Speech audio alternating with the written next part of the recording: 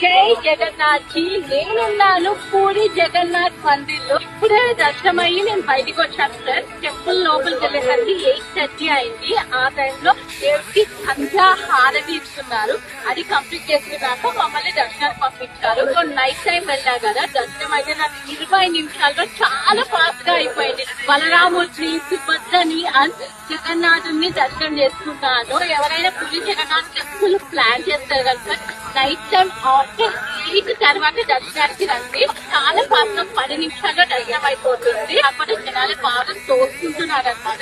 అక్కడ కలిగిన లేదు. టెంపుల్ బయటనే మీకు చాలా చిన్న చిన్న టెంపుల్స్ ఉంటాయి. విమలాదేవి శక్తిపీఠము, మహాలక్ష్మి అమ్మవారు, సరస్వతి అమ్మవారు, నృసింహ స్వామి, సతీ గోపాలు, వీటిని దర్శనం చేసుకొని ప్లేసెస్ లోపల మనకి మహాప్రసాదం అని ఇస్తారు. జగన్నాథుడికి ప్రసాదంగా